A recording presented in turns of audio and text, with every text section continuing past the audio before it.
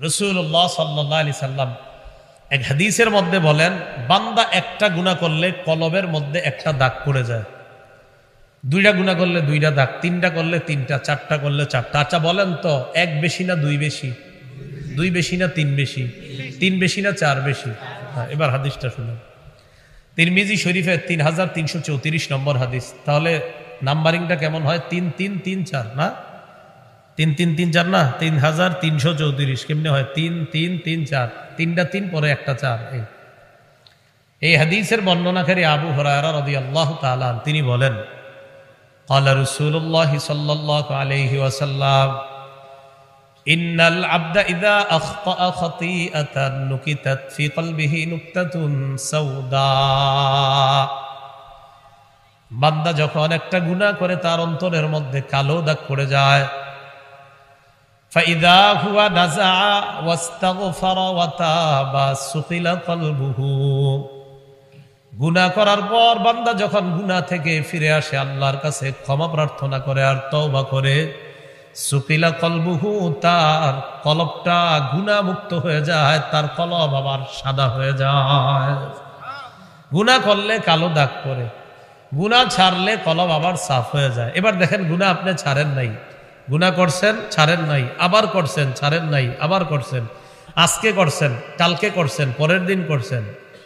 নবীজি বলেন, ওয়া ইন আদা, বান্দা যদি বারবার গুনাহ করে, জিদা হাত্তা তালু কলবা, গুনাহ করতে করতে বান্দা এমন হয়ে যায় তার কলবের উপর কালো দাগ পড়তে পড়তে এক পর্যায়ে কালো দাগ সমূহের নিচে কলব ঢাকা পড়ে যায়। ছোট্ট কলবের উপর এক দাগ, দুই দাগ, অসংখ্য কালো দাগে এই কলবটা তখন ঢাকা পড়ে যায়। আল্লাহ বলেন, কাল্লা বাল রানা আলা কুলুবিহিম মা কানু ইয়াকসিবুন। নবীজি বলেন, শোনো, কোরআনে আল্লাহ বলছে, তারা তাদের কৃতকর্মের কারণে তাদের অন্তরের উপর মরিচা পড়ে গেছে, জং ধরে গেছে। নবী বলেন, জানো কলবের উপর জং ধরে কিভাবে? বান্দা একটা গুনাহ করে, এটা আবার করে, এটা আবার করে, এটা আবার করে, তওবা করে না। গুনাহ করতে করতে এত কালো দাগ পড়ে এক পর্যায়ে পুরা কলবটা কালো দাগের নিচে চলে যায়, তখন কলব আর দেখা যায় না। এরকম কালো দাগের নিচে কলব চলে যাওয়ার পর কোন বান্দা যদি আল্লাহর সামনে যায়, আল্লাহ তার দিকে রহমতের দৃষ্টি দিবে না। তাহলে বলেন তো কি? আবার শুরু থেকে ছোট গুনাহ আর ছোট ভালো কাজও ছাড়বো না ইনশাআল্লাহ। রাসূলুল্লাহ সাল্লাল্লাহু আলাইহি ওয়াসাল্লাম এই হাদিসে বললেন দাগ পড়ে। এবার আমরা ছোট গুনাহ সম্পর্কে কয়েকটা হাদিস শুনি। মুসনাদে আহমদ কিতাবের নাম তাখরিজুল মুসনাদ, 22808 নম্বর হাদিস। এই হাদিসের মধ্যে রাসূলুল্লাহ সাল্লাল্লাহু আলাইহি সাল্লাম বলেন, ইয়াকুম ওয়া মুহাক্কিরাতিজ যুনুব, ছোট ছোট গুনাহ থেকে তোমরা বাঁচো। কি সুন্দর উদাহরণ দিয়েছে দেখেন। فإنما مثل محقرات الذنوب كمثل قوم نزلوا في بطن واد অথবা في بطن قوم। নবীজি বলেন, ছোট গুনাহের দৃষ্টান্ত এমন, এক দল এক বনে গেছে ঘুরতে, জঙ্গলে। আমরাই মনে করেন সুন্দরবন গেছি, কয়েক দল, 30 জন 40 জনের একটা দল সুন্দরবন গেলাম। তো আমাদের খাওয়ান দরকার আসেনি বলেন? খাওয়ার জন্য রুটি টুটি যা আছে সব আছে, রুটি তেল দিয়ে ভাজার মতো সব ব্যবস্থা আছে। খালি আপনার লাগবে না, বসেন বসেন বসেন, খালি আপনার লাকড়িতে যে আগুন জ্বালাবেন এই লাকড়িটা নাই। আগুন টাগুন সব আছে কিন্তু লাকড়ি নেই। রুটি তৈরি হবে সব কিন্তু আছে, খালি লাকড়িটা নাই। এই মুহূর্তে সবার পেটে এত খিদা, আরে লাকড়ি সংগ্রহ করতেও তো সময়ের প্রয়োজন। আমির সাহেবের মাথায় বুদ্ধি আসছে যে একজনে যদি অনেকগুলা লাকড়ি আনতে যায় দেরি হবে। এই কাফেলায় 30 জন আছে, এক কাজ করো তোমরা 30 জনে 30টা লাকড়ি নিয়ে আসো, তাহলে একসাথে আপনার শর্ট সময়ে অনেকগুলা লাকড়ি জমা হয়ে যাবে। আচ্ছা বলেন তো, একজনে 30টা আনলে সময় বেশি লাগবে না 30 জনে একসাথে 30টা আনলে সময় কম লাগবে? কোনটা? একসাথে 30টা নিয়ে আসো। কিন্তু আপনারা বলেন, 30 জনে 30টা লাকড়ি আনলে আলাদা আলাদা একটা ছিল, কিন্তু 30টা মিললে কয়টা হয়? 30টা। একটা দিয়ে যেই পরিমাণ আগুন জ্বলতো, 30টা দিয়ে কি কম জ্বলবে না বেশি? এক পর্যায়ে কি লাকড়ি থাকবে না শেষ হয়ে যাবে? নবীজি বলেন ছোট ছোট গুনাহ আলাদা আলাদা একটা, কিন্তু এই ছোট গুনাহগুলা করতে করতে যখন অনেক বেশি হয়ে যায় তুহলিকুহু, এই ছোট গুনাহগুলা একসাথে হয়ে ওই বান্দাকে ধ্বংস করে দেয়। তাহলে আলাদা আলাদা একটা লাকড়ি আগুন কম, অনেকগুলা লাকড়ি আগুন বেশি। আলাদা আলাদা ছোট্ট গুনাহ দেখতে মনে হয় কম গুনাহ, এই ছোট্ট গুনাহ যখন একসাথে হবে এগুলো আপনারে ধ্বংস করে ছাড়বে। নাউজুবিল্লাহ। আম্মা জান আয়েশা সিদ্দিকা রাদিয়াল্লাহু তাআলা আনহার বর্ণনা, ইবনে মাজাহ 4243 নম্বর হাদিস। আম্মা জান আয়েশা বলেন, ক্বালাত লি রাসূলুল্লাহ সাল্লাল্লাহু আলাইহি ওয়াসাল্লাম ইয়াকি ওয়া মুহাক্কিরাতিল আ'মাল ফাইন্না লাহা মিনাল্লাহি তালিবা। আয়েশা, ছোট ছোট গুনাহের ব্যাপারে সাবধানতা অবলম্বন করবা। এই ছোট গুনাহের ব্যাপারেও কিয়ামতের ময়দানে আল্লাহর কাছে জিজ্ঞাসিত হওয়া লাগবে। আল্লাহ তোমারে প্রশ্ন করবে। ছোট্ট ছোট্ট বিষয় মনে করো ছেড়ে দিবা না, এটা সম্পর্কে আল্লাহর কাছে জবাবদিহিতা করা লাগবে। সহিহ বুখারীর বর্ণনা 6492 নম্বর হাদিস। এই হাদিসের বর্ণনাকারী আনাস ইবনু মালিক রাদিয়াল্লাহু তাআলা, যিনি নবীজির খেদমত করছে 10 বছর। কয় বছর? চুল, আমাদের সবার মাথার যে চুল, চুল অনেক পাতলা। কি বলেন? অনেক পাতলা না? আনাস রাদিয়াল্লাহু তাআলা আনহু বলেন, ইন্নাকুম লাতা'মালুনা আ'মালা হিয়া আদাক্কু ফি আ'য়ুনিকুম মিনাশ শা'রি। তোমরা এমন এমন কাজ করো, এমন এমন গুনাহ করো, যেই গুনাহ তোমাদের কাছে চুলের চাইতে হালকা মনে হয়।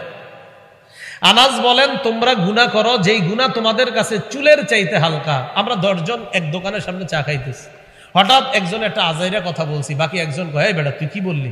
তখন আমরা কই, আরে থুর, এটা এমনি কইছি, কথার কথা, এটা কোনো ব্যাপার না। হয়নি এরকম আমাদের?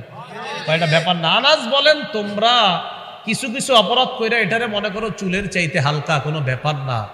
ওয়া ইন কুন্না লানাউদ্দুহা আলা আহদি রাসূলিল্লাহি সাল্লাল্লাহু আলাইহি ওয়াসাল্লাম মিনাল মুবিকাত। তোমরা যেই অপরাধটিকে চুলের চাইতে হালকা মনে করো, নবীর যুগে এই চুলের চাইতে হালকা অপরাধকে আমরা ধ্বংসকারী অপরাধ বলে গণ্য করতাম। তোমাদের চোখে চুলের চাইতে হালকা, নবীর যুগে এই অপরাধটা আমরা মনে করতাম এটাই আমাদের ধ্বংস করে ছাড়বে। তাহলে বলেন তো, ছোট গুনাহ করা যাবে? ছোট গুনাহ, বড় গুনাহ, বড় গুনার ব্যাপারে একটু পরে বলতেছি। ছোট গুনাহ করা যাবে? করা যাবে না। আল্লাহ আমাদেরকে ছোট ছোট গুনাহগুলাও এগুলা থেকে যেন বেঁচে থাকতে পারি, আল্লাহ তৌফিক দান করেন। মুসনাদে আহমদ কিতাবের 26,638 নম্বর হাদিস। এই হাদিসের বর্ণনাকারী রাসূলের বিবি আম্মাজান উম্মে সালামা রাদিয়াল্লাহু তাআলা আনহা, তিনি বলেন, নবীজি বলেছেন, কোন এলাকায় যখন গুনাহ ব্যাপক হয়ে যাবে ওই এলাকার মধ্যে গজব ব্যাপকভাবে আসবে। কোন এলাকায় যদি গুনাহ প্রকাশ্যে রূপ ধারণ করে ওই এলাকায় গজব আসবে ব্যাপক। ঘটনা ঘটবে এই এলাকার, মনে করেন 20 জনের সুদের কারবারে জড়িত, গজব আসবে পুরো এলাকার উপর। অপরাধ করতেছে মাত্র কয়জন? 20 জন, কথার কথা, কিন্তু গজব আসবে পুরো এলাকা। এখন আপনারা বলেন তো, সুদের ব্যাপারটা কি এখন গোপন না প্রকাশ্য? তো রাসূল বলেন, যে এলাকায় প্রকাশ্যে গুনাহ হবে, দেখেন কি বলে, ক্বালা রাসূলুল্লাহ সাল্লাল্লাহু আলাইহি ওয়াসাল্লাম, ইযা যাহারাতিল মাআসি ফি ক্বরিয়া ওয়া ফি রিওয়ায়া ফি কওমিন। কোন এলাকার মধ্যে যখন গুনাহ প্রকাশ্যে হয়ে যায়, গুনাহ যখন প্রকাশ্যে রূপ ধারণ করে, যে এলাকার মধ্যে গুনাহ করা কোনো ব্যাপার মনে করে না, আম্মাকুমুল্লাহু বিআযাবিম মিন ইনদিহি, আল্লাহর পক্ষ থেকে আযাব ওই পুরা এলাকাবাসীকে ব্যাপকভাবে পাকড়াও করে। নাউযুবিল্লাহ। তাহলে দেখেন, গুনাহ করলো কয়েকজন, গজব পাকড়াও করে সবাই। আম্মাজান উম্মে সালামা বললেন, আমা ফিহিম সালিহুনা ইয়া রাসূলুল্লাহ, হে আল্লাহর নবী, কোন এলাকায় গুনাহ প্রকাশ্যে রূপ ধারণ করলে পুরো এলাকারে আল্লাহ ধরবে। হুজুর, আমার জানতে মন চায়, ওই এলাকায় কি ভালো মানুষ নাই? নবীজি কয়, হ্যাঁ ভালো মানুষ তো আছে। তো হুজুর, ভালো মানুষদের উপরে গজব আসবে? নবীজি কয়, হ্যাঁ, গজব যখন আসবে ভালো মানুষদের উপরে আসবে। সুম্মা ইয়াসিরুনা ইলা মাগফিরাতিম মিনাল্লাহ, অতঃপর ওই ভালো মানুষগুলা কিয়ামতের ময়দানে আল্লাহর ক্ষমা নিয়ে তারা জান্নাতের দিকে রওনা করবে। তাহলে হাদিস থেকে আমরা কি বুঝলাম? কোন এলাকায় যখন গুনাহ প্রকাশ্যে রূপ ধারণ করে ওই এলাকায় গজব ব্যাপকভাবে আসে, গজবটা ভালো মানুষ খারাপ মানুষ সবাইকেই পাকড়াও করে। দেখেন করোনা নামক গজবে ভালো মানুষ মারা গেছেনি? তাহলে করোনা যে আল্লাহর পক্ষ থেকে গজব কোনো সন্দেহ নাই, কিন্তু এই করোনায় ভালো মানুষও মারা গেছে। এখন ভালো মানুষগুলা মারা গেছে, তাদের কি ফয়সালা হবে? রাসূল বলেন এই মানুষগুলাকে কিয়ামতের মাঠে আল্লাহ আলাদা করে তাদেরকে আল্লাহ ক্ষমা করে জান্নাত দিয়ে দিবেন, যারা ভালো। কিন্তু কথা কি, গজব তো সবার উপর আসে। রাসূলুল্লাহ সাল্লাল্লাহু আলাইহি সাল্লাম বলেন গুনাহ যখন প্রকাশ্যে রূপ ধারণ করবে গুনাহ এলাকায়, গজব সবার উপর আসবে। এই হাদিস থেকে কি বোঝা যায়? এই এলাকার যারা অপরাধ করে প্রকাশ্যে, অন্যান্য যারা আছেন তাদের দায়িত্ব কর্তব্য তাদেরকে থামানো। দেখেন আপনারা এটা করেন না, আপনাদের কারণে আমরাও গজবের মধ্যে পড়বো। কিন্তু আমাদের অভ্যাসটা অন্য। যদি বলেন চাচা আপনি বলছেননি ওনার এই অপরাধ না করতে, হে অপরাধ করুক গিয়ে আমার কি না। এই যে আপনি বলতেছেন আপনার কি, আপনি অপেক্ষায় থাকেন, আল্লাহর আপনারও ধরবে। আপনার কি, আপনারও ধরবে। হাদিসের শিক্ষা, অপরাধ যদি আমার চোখের সামনে আমাদের এলাকায় হয়, এলাকাবাসীর দায়িত্ব তারে অপরাধ থেকে ফেরানোর চেষ্টা করা। ভাই এটা করেন না, এটার কারণে ব্যাপক গজব আসতে পারে। আল্লাহ আমাদেরকে হেফাজত করেন। এর একটা অপরাধের কথা শোনেন, জিনা নামক অপরাধ। আমরা জিনা শুনলেই মনে করি একটা যে ওইটাকেই মনে হয় শুধু জিনা বলা হয় আর কিছু না। অথচ রাসূল বলেন জিনা তো শুধু একটা না, জিনা অনেক গুনাহ। সহিহ বুখারীর বর্ণনা 6612 নম্বর হাদিস। قال رسول الله صلى الله عليه وسلم إن الله كتب على ابن آدم حظه من الزنا أدرك ذلك لا محالة। নিশ্চয় আল্লাহ পাক রব্বুল আলামিন আদম সন্তানের উপর জিনার হিস্সার পরীক্ষা করবেন, এটা লিখে দিয়েছেন। এই পরীক্ষা আদম সন্তান করবে। চোখের জিনা, কানের জিনা, জিহ্বার জিনা, হাতের জিনা, পায়ের জিনা, কলবের জিনা, এই জিনায় আদম সন্তান এই পরীক্ষায় পড়বে। কি? যার দিকে তাকানো হারাম তার দিকে তাকানো চোখের জিনা। চোখ বলছে সেদিকে, শয়তান বলছে তাকাও, নফস বলছে তাকাও, আল্লাহ বলে নিচে তাকাও। আপনি নিচের দিকে যখন তাকাইতেছেন, এই চোখের জিনা নামক পরীক্ষায় আপনি এখন আছেন। তাকাইবেন তো জিনা হয়ে যাবে, নিচের দিকে তাকান তো আল্লাহর পক্ষ থেকে রহমত পাবেন। সুবহানাল্লাহ। ফাজিনাল আইনি আন্নাস, চোখের জিনা হলো দেখা। ওয়াজিনাল লিসানাল মানতিক, মুখের জিনা হলো কথা বলা। ওয়াল কলবু ইয়াতামান্না ওয়া ইয়াশতাহি, অন্তর কল্পনা করে, এটা কলবের জিনা। ফোনে আপনি কথা বললেন এমন একজন কারো সাথে যার সাথে আপনার কথা বলা হারাম, এটা আপনার কানের জিনা, মুখের জিনা। ফোনে কথা বলার পর এবার আপনারা দুইজন সিদ্ধান্ত করলেন দেখা করবেন। 14 ফেব্রুয়ারি রওনা করলেন দেখা করার জন্য। এই যে হাঁটা শুরু করলেন, পায়ের জিনা। হাঁটার পর কোথাও গিয়ে দেখা করলেন, রেস্টুরেন্টে সাক্ষাৎ করলেন, শরীরে স্পর্শ করলেন, হাতের জিনা। চোখ দিয়ে তাকাইলেন, চোখের জিনা। কলব দিয়ে চিন্তা করলেন না জানি দেখতে কেমন, কলবের জিনা।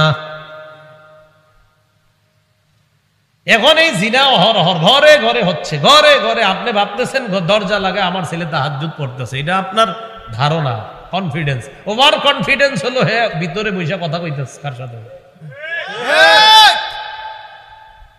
এই গুনাহ প্রকাশ্যে রূপ ধারণ করছে। এখন বলছি না যে সবাই করেন, কিন্তু আপনি খুঁজলে ম্যাক্সিমাম পেয়ে যাবেন এই গুনায় লিপ্ত আছে। কি বউ আছে আর নাই, বিবি থাকার পরেও তালতলায় বসে বসে কইতেছে আর একজনের সাথে কথা। এটা প্রকাশ্যে রূপ ধারণ করছে। রাসূল বলেন এই গজব আসবে না তো কি আসবে? এবার 5টা অপরাধের কথা মনে রাখবেন, যেই 5 অপরাধের কারণে বিভিন্ন গজব আসে। ইবনে মাজার 4019 নম্বর হাদিস। قال رسول الله صلى الله عليه وسلم, আব্দুল্লাহ ইবনে ওমর রাদিয়াল্লাহু তাআলা আনহুমার বর্ণনা, তিনি বলেন আকবালা আলাইনা রাসূলুল্লাহ সাল্লাল্লাহু আলাইহি ওয়াসাল্লাম, নবীজি আমাদের দিকে তাকাইলেন, তাকানোর পর আমাদেরকে বললেন খামসুন ইদাবতুলিতুম বিহিন্না, 5টি পরীক্ষা দ্বারা তোমরা পরীক্ষায় পড়বা, তোমাদেরকে পরীক্ষা করা হবে 5টি পরীক্ষা দ্বারা।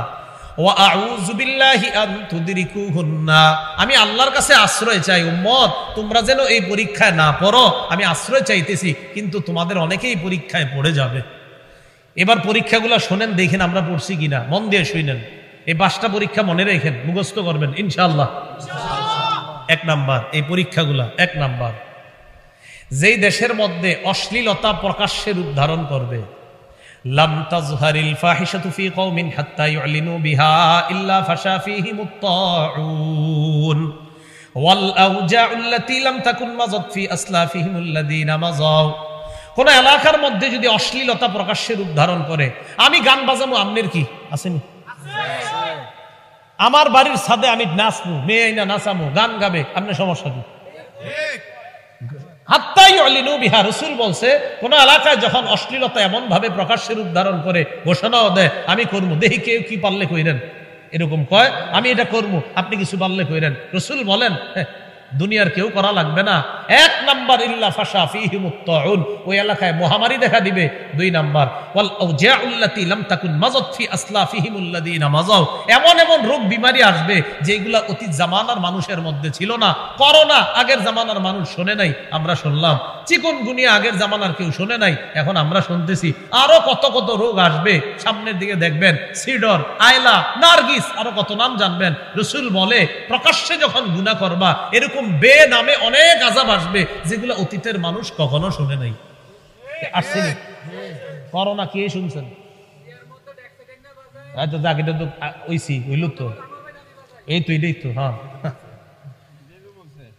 তো অশ্লীলতা যখন প্রকাশ্যে করবে, এটা কইরেন না।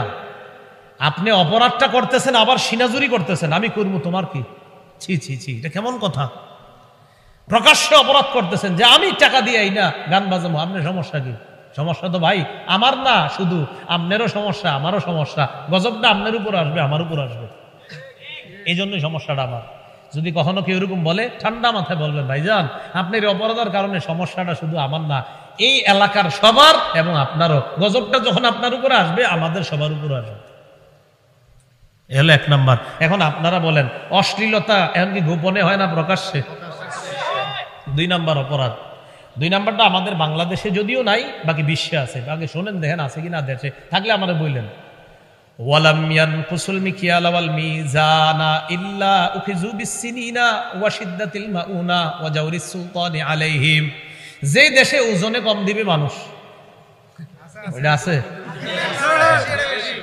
যে দেশের মানুষ ওজনে কম দিবে, মাপে কম দিবে, সে দেশে 3টা গজব আসবে।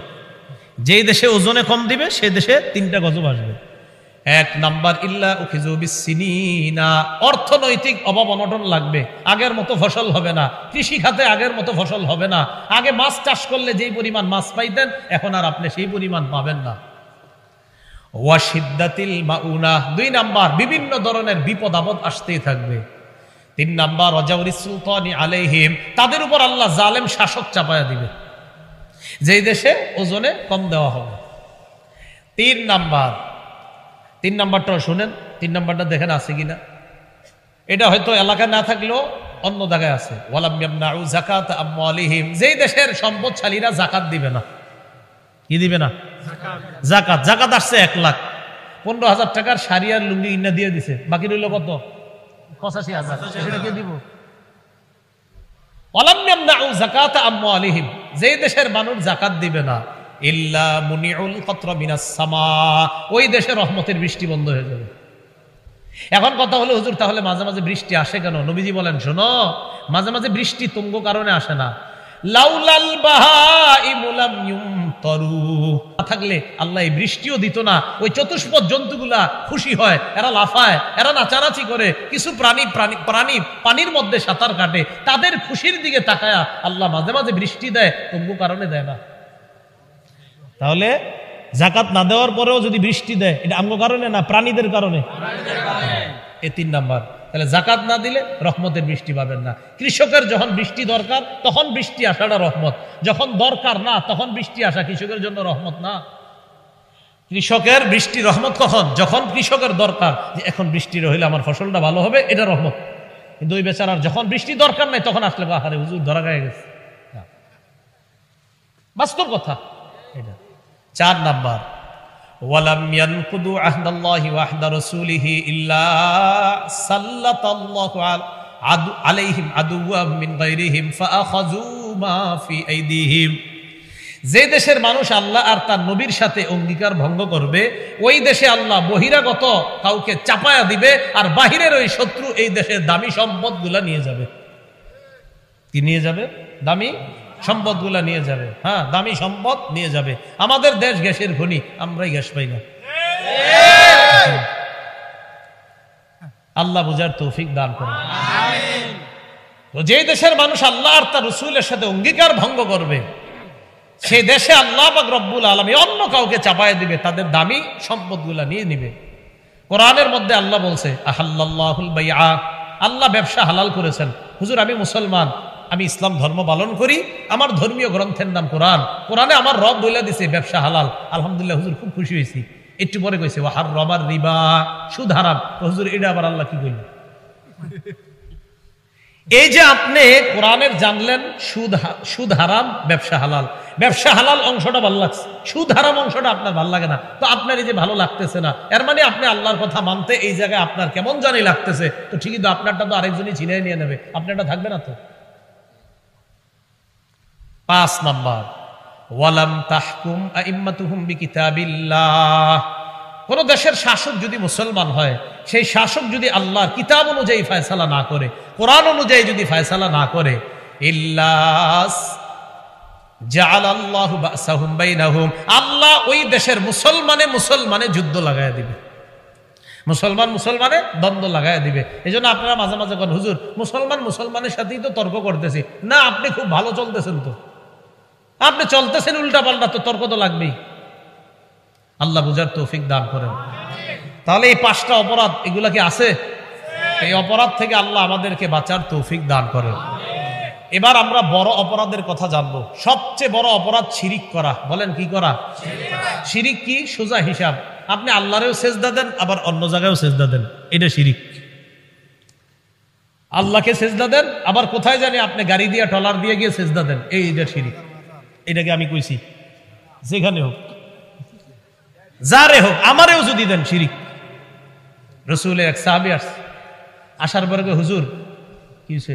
অমুক এলাকায় গেছি, যাওয়ার পর দেখছি কি তারা নেতারে সেজদা দেয়। আচ্ছা, আবু দাউদ ইবনে মাজার বর্ণনা। তো তারপর হুজুর আমি মনে মনে চিন্তা করলাম, আনতা আহাক্কু আন নাসজুদার, আপনাকে সেজদা করা সবচেয়ে বেশি দরকার। যদি মানুষকে সেজদা করতে হয়, তাহলে সেজদা পাওয়ার যোগ্য আপনি সবচেয়ে বেশি। কথা সঠিক, কিন্তু মানুষকে কখনো সেজদা করা বৈধ হলে নবী সবচেয়ে বেশি যোগ্য হবেন।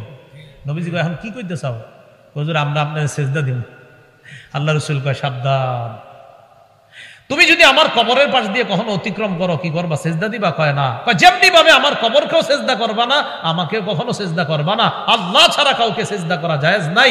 যদি কাউকে জায়েজ থাকতো লামারতুন নিসা আন তাসজুদা লিবুউলিহিন্না, তাহলে আমি নারীদেরকে বলতাম, লামারতুন নিসা, নারীদেরকে বলতাম, আইয়াসজুদনা, তারা যেন সেজদা করে তাদের স্বামীদেরকে। কিন্তু আল্লাহ ছাড়া কাউকে সেজদা করা জায়েজ নাই, তাই কোনো মানুষকে সেজদা দেওয়া জায়েজ নাই। বলেন তো, আল্লাহ ছাড়া কাউকে সেজদা দেওয়া, ডাইরেক্ট এভাবে বলবেন শিরিক। বলেন আল্লাহ ছাড়া কাউকে সেজদা দেওয়া শিরিক, আল্লাহ ছাড়া কাউকে সেজদা দেওয়া শিরিক। সোজা কথা।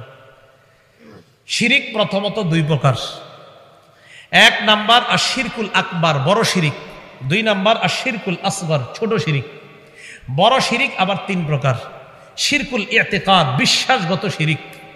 2 নাম্বার শিরকুল আকওয়াল, কথার শিরিক। 3 নাম্বার শিরকুল আফআল, কর্মগত শিরিক। 1 নাম্বার শিরকুল ইতিকাদ, বিশ্বাসগত শিরিক। কোনটা? আমারে ছেলে দেয় আল্লাহ, আমারে মেয়ে দেয় আল্লাহ, এটা আপনার বিশ্বাস। আল্লাহ ছেলে দেয়, আল্লাহ মেয়ে দেয়, আমাকে ওই জায়গায় গেলে তিনিও ছেলে দেয় মেয়ে দেয়, এটা বিশ্বাসগত শিরিক। বলেন ছেলে মেয়ে দেওয়ার মালিক একমাত্র কে? এটা আমাদের বিশ্বাস।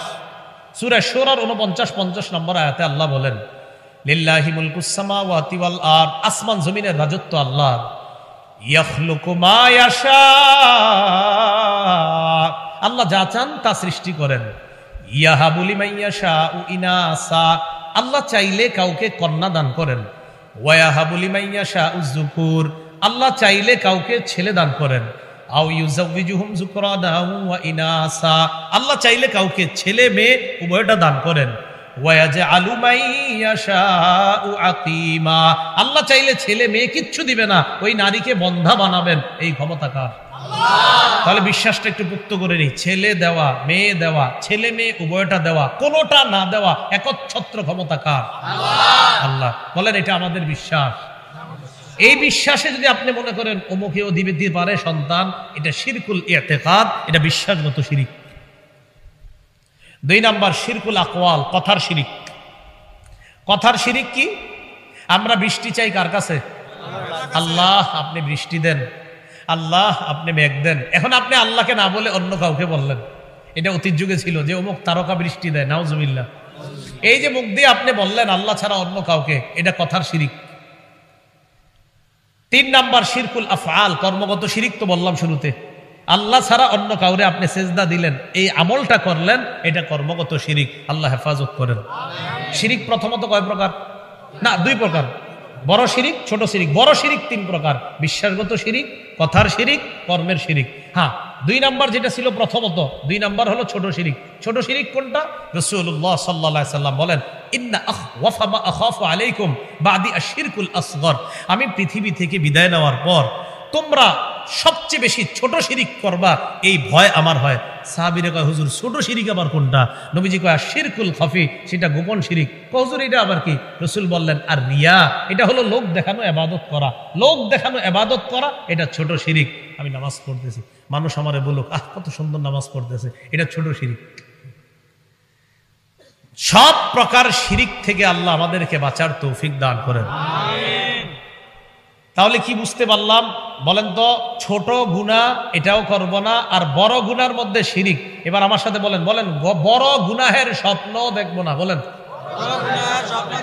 করবেন তো দূরে, স্বপ্ন দেখেন না। স্বপ্ন দেখেন না আবার কেমনে? যদি দেখালাম, কথার কথা, আল্লাহরে কইবেন, আল্লাহ আমি তো আপনার শিরিক কোনোদিনও জাগ্রত অবস্থায় করবো না, মাবুদ স্বপ্নেও যেন না করি, এটা বলবেন।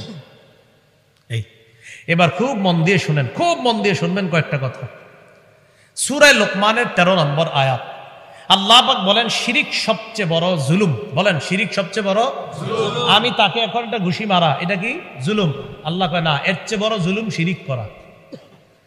আল্লাহ পাক রব্বুল আলামিন বলেন, ওয়া ইয ক্বালা লুকমানু লিবনিহি ওয়া হুয়া ইয়াইযুহু ইয়া বুনাইয়া লা তুশরিক বিল্লাহ ইন্নাশ শিরকা লাযুলমুন আযীম। লোকমান তার সন্তানকে ওয়াজ করতে করতে বললেন, বৎস, ওয়া ইয ক্বালা লুকমানু লিবনিহি ওয়া হুয়া ইয়াইযুহু, সন্তানকে ওয়াজ করতে করতে বললেন, লা তুশরিক বিল্লাহ, তুমি শিরিক করবা না, ইন্না শিরকা লাযুলমুন আযীম, শিরিক করা বড় জুলুম, শিরিক করা বড় পাপ। বলেন, আমরা সবাই এখন থেকে দিলের ভিতরে রাখবো, শিরিক করা বড় জুলুম। বলেন, শিরিক করা বড় জুলুম, শিরিক করা বড় জুলুম। আমরা জেনে বুঝে এবং কোনোভাবেই ইনশাআল্লাহ আল্লাহর সাথে শিরিক করব না। এই জন্য প্রতিদিন একটা দোয়া করবেন।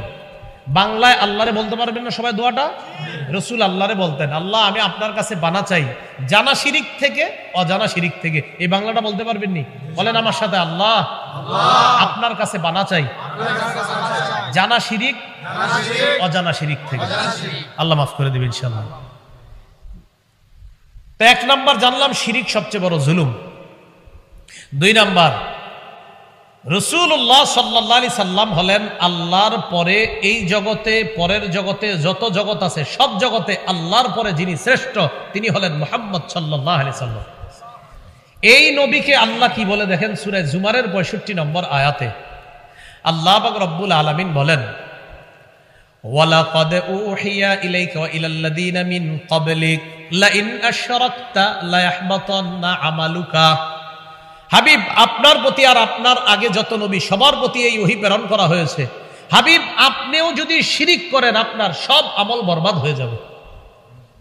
নবীজি কখনো শিরিক করবে? নাউজুবিল্লাহ। তাহলে আল্লাহ জানে যে আমার হাবিব কখনো শিরিক করবে না।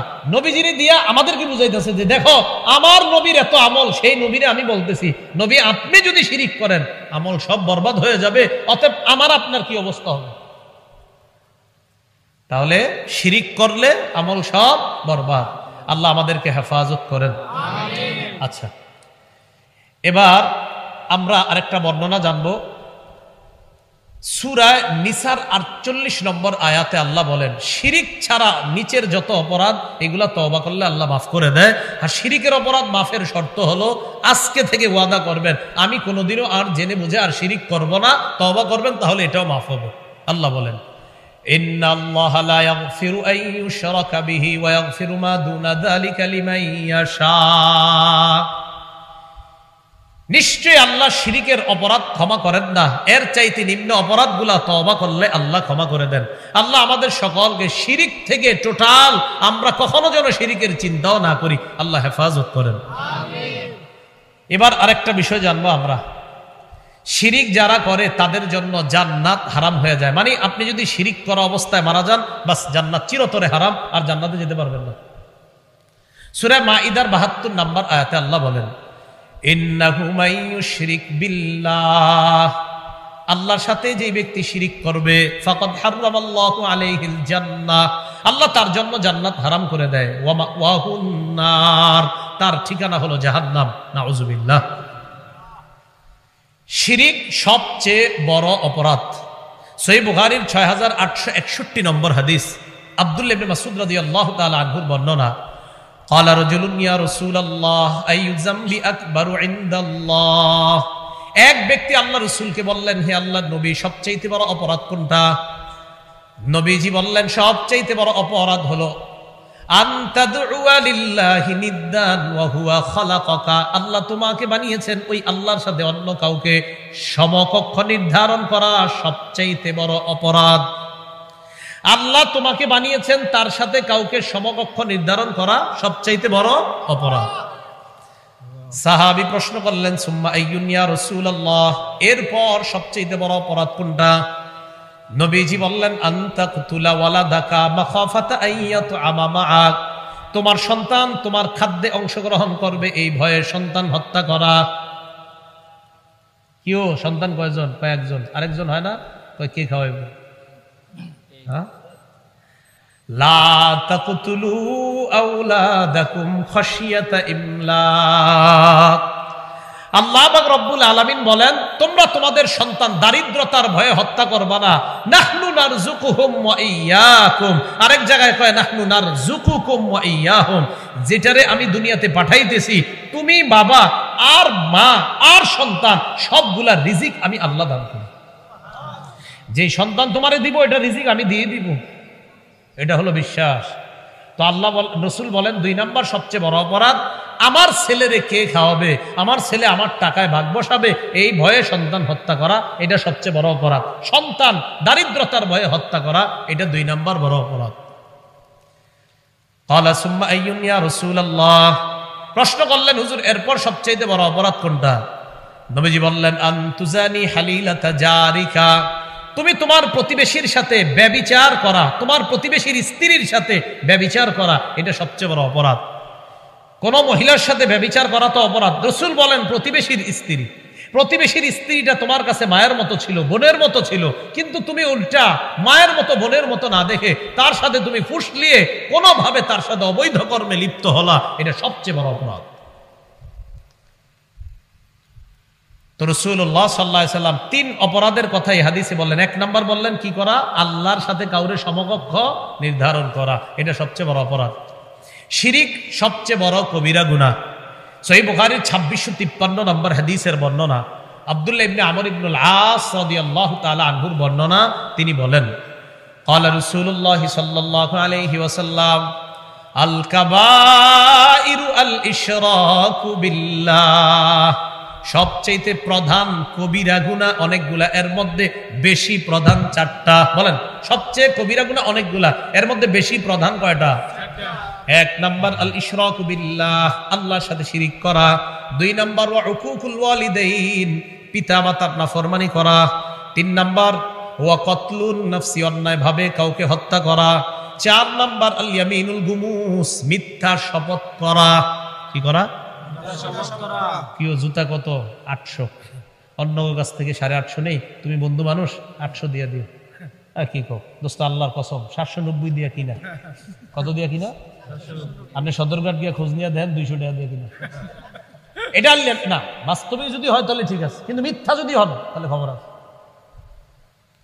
এই ৪টা কবিরা গুনাহ সবচেয়ে বড় বললেন। তো ১ নাম্বার আল্লাহর সাথে শিরিক। দেখেন, খালি শিরিকের কথাই মনে রাখেন না, এটার পাশাপাশি অনেকগুলা কিন্তু অপরাধ জানতেছি আমরা, এগুলো অপরাধ, বড় বড় অপরাধ। আল্লাহ আমাদেরকে হেফাজত করেন।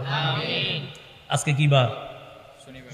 শনিবার। কালকে পরের দিন সোমবার, সোমবারের পরের দিন মঙ্গলের পরের দিন, বুধের পরের দিন, আর সোম বৃহস্পতি। বলেন সবাই, এই 2 দিন। রাসূলুল্লাহ সাল্লাল্লাহু আলাইহি সাল্লাম বলেন, তু'রাদুল আ'মাল ফি কুল্লি ইয়াউমি খামিসিন ওয়া ইসনাইন, প্রত্যেক বৃহস্পতিবার আর সোমবারে বান্দার আমলনামা আল্লাহর কাছে পেশ করা হয়। তো আল্লাহ আমলনামা দেখে, আল্লাহ তো সব জানে, সব দেখে দেখা ফায়াগফিরুল্লাহু লিকুল্লি ইমরিইন লা ইউশরিকু বিল্লাহি শাইআ। আল্লাহ দেখে বান্দার কিছু ছোট ছোট অপরাধ আছে ঠিক, শিরিকের অপরাধ নাই, মাফ করে দেন।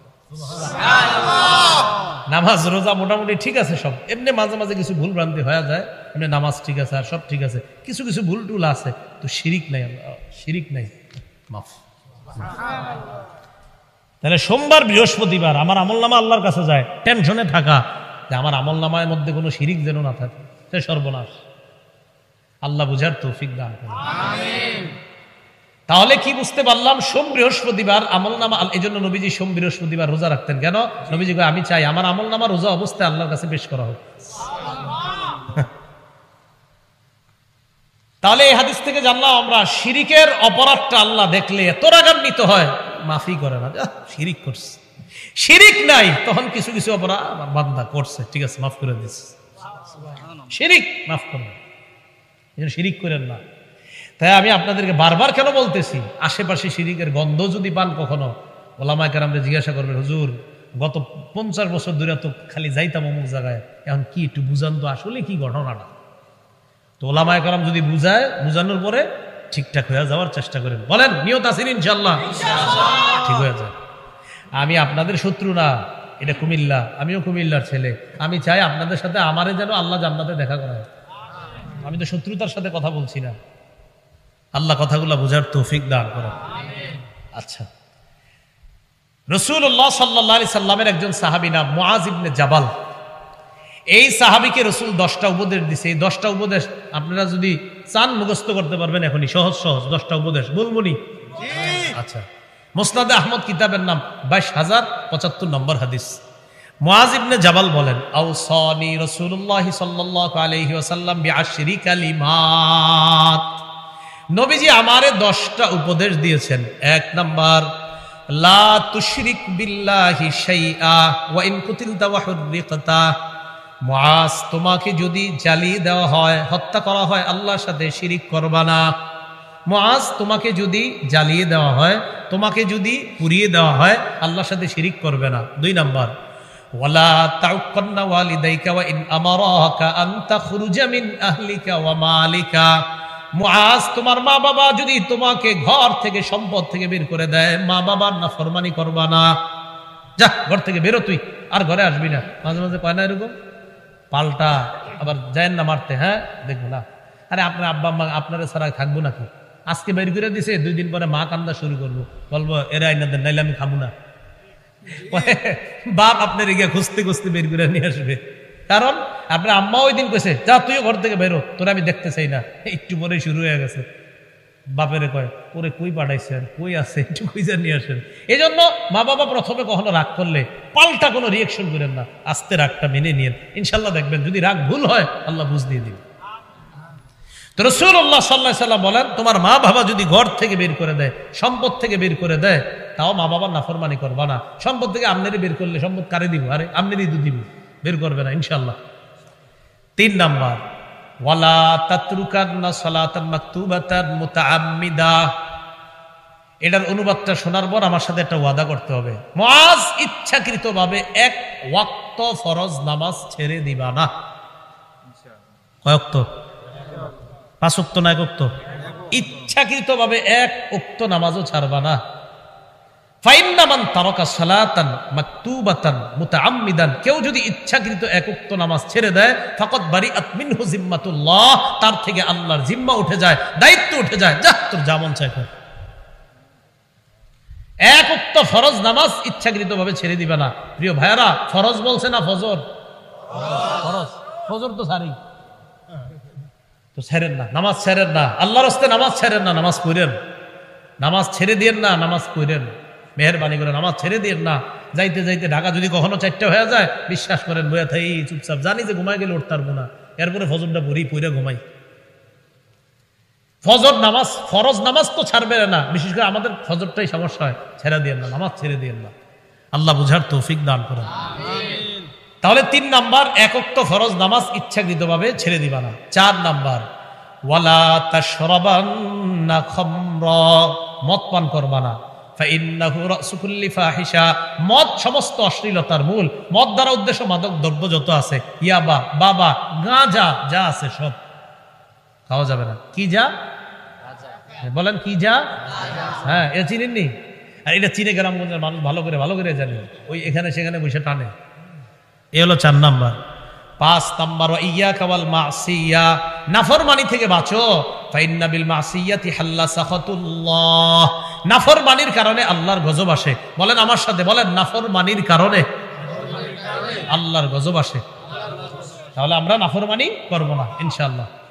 6 নাম্বার, ওয়া ইয়াকা ওয়াল ফিরার বিনাজ জাহফি ওয়া ইন হালাকান নাস। মুআজ, জিহাদের ময়দানে সবাই মারা গেলে তুমি পালায়া যাবে না। আমরা যদি আল্লাহ কখনো সুযোগ দেয় জিহাদে যাওয়ার, ইনশাআল্লাহ যাব। যাওয়ার পর রাসূল বলছে সবাই মারা গেল, তুমি পালিয়ে যাবে না মুআজ। 7 নাম্বার, ওয়া ইযা আসাবান নাস মুতান ওয়া আনতা ফীহিম ফাসবুত। মুআজ, কোন এলাকায় যদি মহামারী দাগে আর ওই এলাকায় যদি তুমি থাকো, মহামারীর ভয়ে এলাকা ছেড়ে পালিয়ে যাবে না, তুমি সেখানেই থাকবা। বুখারীর বর্ণনা আছে, মহামারী কবলিত এলাকার মানুষ বাহিরে যাবে না, বাহিরের মানুষ মহামারী কবলিত এলাকায় ঢুকবে না। করোনার সময় এই নিয়ম করছে না? তো এই নিয়ম তো আমার নবী 1500 বছর আগে করে গেছে। এই নিয়মের জন্য কাউকে যদি নোবেল দিতে হয় তো আমার নবীরই দিতে হবে। কারে দিবেন? কারণ এই নিয়ম তো অবিকল, একটু এদিক সেদিক না, এই নিয়মটাই নবী বলে গেছে 1500 বছর আগে। বিজ্ঞান গবেষণা করে এখন বাইর করছে মহামারী কবলিত এলাকার কেউ বাহিরে যাবে না, বাহিরের কেউ এখানে আসবে না। বিজ্ঞানে জানায় দিবেন আমগো নবী এটা সহজভাবে 1500 বছর আগে মিলে গেছে। কেমন নবী আমাদের, কেমন ধর্ম আমাদের, এরপর আপনারা বুঝেন না, আপনারা অন্যদিকে খালি দৌড়ান। 8, 9, 10 নাম্বারটা অভিভাবকরা মন দিয়ে শোনেন। 8 নাম্বার, ওয়ানফিক আলা ইয়ালিকা মিন তাওলিক। মুআজ, তুমি তোমার পরিবারের উপর সামর্থ্য অনুযায়ী খরচ করবা। আপনার যে ইনকামটা আছে বিবি পরিবারে জানায় দিবেন, দেখো আমার 12,000 টাকা বেতন, 15,000 বেতন, এর মাঝেই তোমাদেরকে নিয়ে আমার চলতে হবে, বেশি চাহিদা করবা না। সন্তান যারা আছেন আপনি তো জানেন আপনার বাপটার ইনকাম 12,000, 15,000, 20,000, আপনার চাহিদাগুলোও এই রেঞ্জের মধ্যে থাকা উচিত। যে আমার বাবার তো ইনকাম বেশি নাই, যেই পরিমাণ ইনকাম এর মধ্যেই যেন আমার চাহিদাটা থাকে। হঠাৎ আপনি বললেন আব্বা আপনি আমারে ওই ফোনটা না দিলে আমি এইচএসসিতে ভর্তি হব না, দাম আছে ওইটার 35,000, আচ্ছা বেটার বেতনই আছে 15,000, আর পুরা পরিবারটা নিয়ে চলতেছে, এখন কি করবে বলেন? বাধ্য হয়ে ছেলের দিকে তাকায়া এই বেচারা সুদের কারবারে হাত দেয়। বাবারে বাধ্য করেন না এটা। তাহলে 8 নাম্বার, সামর্থ্য অনুযায়ী, সাধ্য অনুযায়ী পরিবারের উপর খরচ করবা, এটাই তো ইসলামের নীতি, পরিবার নীতি। 9 নাম্বার, রাসূলুল্লাহ সাল্লাল্লাহু আলাইহি ওয়াসাল্লাম বলেন, ওয়ালা তারফা আনহুমা সাকা আদাবা, শাসনের লাঠি উঠায়বা না পরিবারের উপর থেকে, পরিবারের উপর শাসনের লাঠি রাখবা। মানে এই শাসনের লাঠি মানে আপনার সন্তানের ভিতরে এই মানসিকতা যেন তৈরি হয় যে আমার আব্বা আম্মা এমন, দুনিয়াবি কোনো চাহিদা চাইলে তারা যথাসাধ্য আবদার পূরণের চেষ্টা করবে, কিন্তু আখেরাতের ব্যাপারে উল্টাপাল্টা করব আমার আব্বা আম্মা একটু ছাড় দিবে না। আপনি এমন একজন অভিভাবক হওয়ার চেষ্টা করবেন, এটা শাসনের লাঠি। আপনার সন্তান যেন আপনার এই ভয় পায় যে আব্বা নামাজ না পড়লে মা ঘরে খাওয়ান দিবে না, বাপ ঘরে ঢুকতে দিবে না, এরকম একজন পরিবারের অভিভাবক হওয়ার চেষ্টা করবেন। 10 নাম্বার, ওয়াখিফুম ফিল্লাহি আযজা ওয়া জাল, তুমি তোমার পরিবারকে আল্লাহর ব্যাপারে ভয় দেখাও। তালিম করেন প্রতিদিন আধা ঘন্টা, ছেলে মেয়ে বিবি সবাই নিয়ে একটা তালিমে বসেন। সেখানে আপনি ফাজাইলে আমল রাখতে পারেন, মুনতাখাব হাদিস রাখতে পারেন, অথবা অন্য কোনো ভালো আলেমদের সাথে পরামর্শ করে ভালো কোনো হাদিসের কিতাব রাখতে পারেন, কোরআনের ভালো কোনো কিতাব রাখতে পারেন। সেটা আপনি পড়ে পড়ে বিবিরে শোনান, মেয়েরে শোনান, ছেলেরে শোনান, দৈনিক 20 মিনিট হোক, 10 মিনিট হোক। এটার উপকারিতা 1 মাস পরে আপনি বুঝতে পারবেন কিভাবে ঘর পরিবর্তন হচ্ছে। এটা করেন ইনশাআল্লাহ। এই 10টা উপদেশ মুআজ ইবনে জাবাল রাদিয়াল্লাহু তাআলা আনহুকে রাসূলুল্লাহ সাল্লাল্লাহু আলাইহি সাল্লাম দিলেন।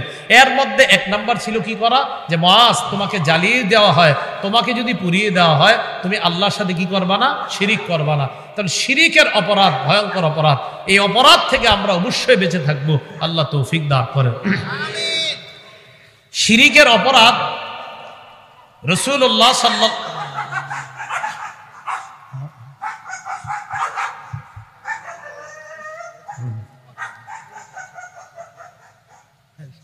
ঠিক আছে। তো শিরিকের যে অপরাধটা রাসূলুল্লাহ সাল্লাল্লাহু আলাইহি সাল্লাম প্রায় হাদিসের মধ্যে যখন গুনাহের আলোচনা করছেন, প্রায় হাদিসে গুনাহের আলোচনা শুরুই করছেন, শিরিক দিয়া। তাহলে আসেন আগের কথায়, ছোট গুনাহ করবো না, আর বড় গুনাহ না স্বপ্নও দেখবো না।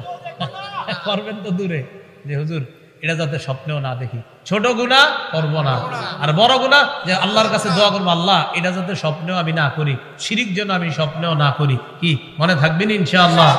তাহলে এইভাবে আমরা আমাদের পরিবারটা, আমরা আমাদের সমাজটা ইনশাআল্লাহ গঠন করার চেষ্টা করব। আল্লাহ পাক রব্বুল আলামিন আমাদের সকলকে আজকে যে কথাগুলো শুনলাম বললাম, যে কোনো ধরনের গুনাহ থেকে যেন আমরা নিজেদেরকে বাঁচিয়ে রাখতে পারি, আল্লাহ তৌফিক দান করেন।